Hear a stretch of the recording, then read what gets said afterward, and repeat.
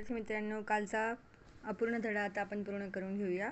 बघा, पुढील काही प्राणी जे आम्ही पाण्यात राहतो. निरनिराळ्या प्रकारचे मासे पाण्यात राहतात. माशांना पर असतात. पर असल्यामुळेच त्यांना पाण्यात हालचाल करता येते. माशांच्या अंगावर खवले असतात. हे बघा, या ठिकाणी बघा माशांचं चित्र. माशांचा डोळा, खवले अंगावरती असलेले पर आणि परांच्या साहाय्याने माशांना पाण्यामध्ये हालचाल करता येते. आणि कल्ले हा जो अवयव असतो माशांचा, हा त्यांना श्वसनासाठी, पाण्यामध्ये विरघळलेल्या स्वरूपामधला जो ऑक्सिजन असतो तो श्वसनासाठी हे मासे वापरत असतात.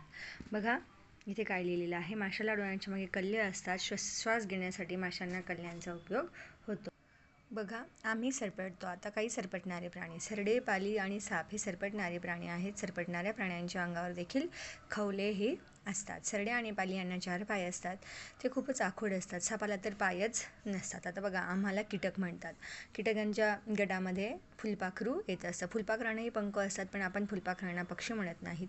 ते कीटक आहेत. फुलपाखरे पक्ष्यांपेक्षा आकाराने लहान असतात. शिवाय त्यांना 6 पाय असतात. 6 पाय असणाऱ्या प्राण्यांना कीटक म्हणतात. म्हणून फुलपाखरे कीटक आहेत. डास, माशा, झुरडे हेही कीटकच आहेत.